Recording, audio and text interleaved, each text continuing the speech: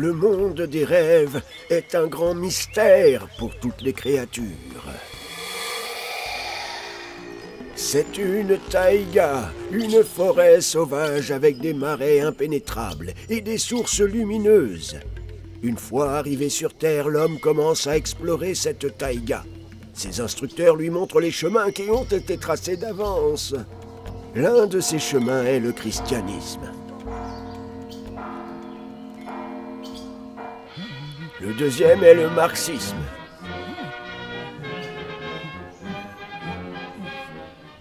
Le troisième est la science. Le quatrième est la vision du monde, l'individu ordinaire. Le cinquième est le bouddhisme, etc. Il peut y avoir un nombre infini de ces chemins. Ce sont les fruits des idées humaines. Le fondement de toutes ces activités est la taïga des rêves. La différence est que certains chemins mènent au marécage du regret, de l'apathie, de la faiblesse, de la paresse, du fanatisme, de la misère, tandis que les autres mènent à une belle source curative de puissance, de connaissance, de joie, du détachement, du plaisir, d'amour pour Dieu. Après avoir découvert un des chemins déjà piétinés, l'homme imagine comment il marche là-dessus lui-même. Il l'imagine des milliers de fois, en y faisant passer son siour, en voyageant dans son siour. Il se programme, ici, il s'énerve. Dans ce cas, il devient jaloux, dans un autre, il a peur. Dans un autre encore, il se réjouit.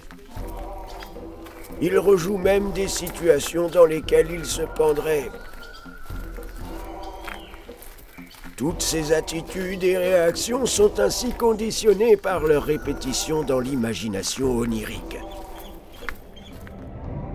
Or, il piétine sur son propre chemin, et celui-ci le conduit souvent, comme tous ses accompagnateurs, dans un terrible bourbier où périssent beaucoup d'hommes.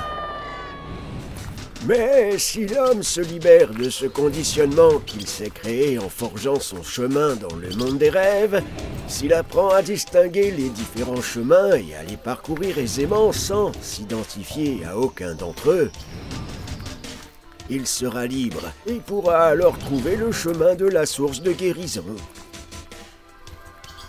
Ses éducateurs l'attirent dès l'enfance sur leur route. Ils promettent le bonheur qui fait, soi-disant, partie de la construction du communisme, de la démocratie et de la famille, ou dans la richesse matérielle. Mais tout cela n'est pas la liberté, mais du conditionnement, et donc le bonheur ne s'y trouve pas. Le bonheur se trouve dans l'indépendance du chemin, même le plus tentant. Le bonheur se trouve dans la liberté de la nécessité d'aller où que ce soit, en sachant que tous les chemins ne sont pas plus qu'un rêve. Imagine-toi comme un père de famille et un ascète, une figure publique et un mendiant, un bébé et un vieil homme, et réalise que ce n'est que de l'imagination, juste un rêve. Le matérialiste et l'idéaliste, le scientifique et le croyant sont coincés sur le chemin de leurs rêves. Mais un rêve n'est qu'un rêve, et en lui tout est possible. Si tu veux voler, si tu veux passer à travers les murs, tu peux. Ne confonds pas le rêve avec le monde physique et le monde physique avec le rêve. La bête est bien réelle dans le monde physique. Il ne rêve pas. Pourtant, l'homme cherche ce qu'il a imaginé dans son rêve. Le communisme, l'Eldorado, l'utopie, le prince, le lièvre cornu. Mais il ne les trouvera jamais dans le monde physique. Il a ses propres lois.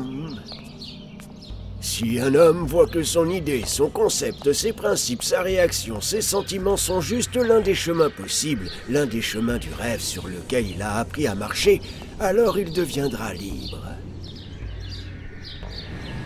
Son âme survolera et profitera de la merveilleuse forêt du rêve. Apprends à distinguer les trois mondes, le sommeil sans rêve, le rêve et le monde brut.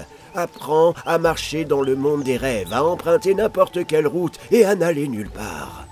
Ainsi tu te sauveras toi-même et les autres. Maintenant, sois consacré dans l'eau bénite de Bélovodie. »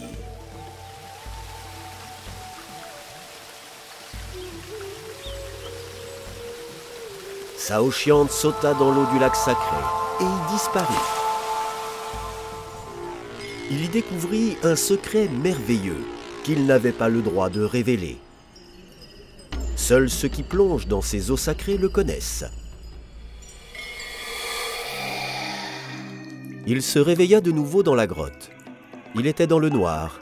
Des gouttes froides tombaient des murs. Sa première rencontre avec Bélovodie était terminée. Il se leva et commença à revenir par le labyrinthe de la grotte. Peu de temps après, la lumière commença à apparaître devant lui et en sortant, il découvrit que c'était le matin. Le chaman l'attendait assis près d'un petit lac dans lequel le ruisseau de la montagne tombait d'une falaise, formant une grande cascade. Au rugissement de l'esprit, j'ai compris qu'il n'allait pas te manger aujourd'hui. En remontant le chemin, Saoshyant lui raconta ce qu'il avait découvert à Bélovodie. En effet, la plupart des gens ont des convictions faibles dans leur thios. Les parents les élèvent comme des faibles. Ils disent « Toi, tu es impuissant, nous sommes juste des gens normaux. » Et sur cette base, l'homme crée ses projets pour l'avenir. Son boss. Puis il se fait un chemin dans le monde des rêves, menant au marais. Mes parents m'ont dit « Tu es le descendant de Gengis Khan. Ne manque pas de respect à notre lignée. Ton père, Kaiichi, est un conteur sage et tu seras le plus sage. Nos esprits t'aideront. » Cela m'a aidé à composer un chemin lumineux dans le monde des rêves, qui s'est ensuite matérialisé dans le monde du rêve solide. Que faire si mes parents m'ont donné un faible thios? Alors, retire de lui toutes les pensées faibles qui te disent que tu es faible, impuissant, que tu as des difficultés, que tu n'en es pas capable. Le ressentiment, l'apitoiement sur soi-même, les pensées suicidaires, tout cela te détruit. Et remplace-les par des convictions fortes qui vont te renforcer. Rappelle-toi de toutes les difficultés de ta vie et change ton évaluation. Quand on te frappait, tu te vexais, tu avais de la pitié pour toi et maintenant dis « C'est trivial, je ne serai pas affecté par cela, je peux tout supporter. » Jette tous les souvenirs faibles où tu as été paresseux, négligent, tu refusais de faire des bons efforts afin que cela ne se reproduise plus. C'est ainsi que tu pourras renforcer ton âme thios, car ce dont nous nous souvenons, c'est ce qui commence à nous guider, à nous créer ou à nous détruire. Le soir, ils arrivèrent au Chadir. Assis près du feu, Saoshyant et le vieil homme prirent leur repas en silence. Comment se développe l'âme boss? Tant que tu projettes ton passé et que tes parents t'ont imposé sur l'avenir, ton âme boss ne peut pas se développer parce qu'il est entièrement guidé par ton thios.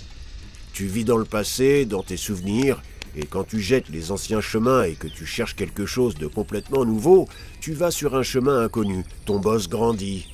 Tu te connectes avec le futur et obtiens de nouvelles énergies, de la force. Par exemple, pour toi, un habitant de la ville, le fait de venir ici est une vraie nouveauté. Cela développe ton boss. Tu n'y avais pas pensé auparavant et personne ne t'en a parlé dans ton enfance. C'est un chemin vers l'inconnu. Un tel chemin est seulement pour les personnes exceptionnelles.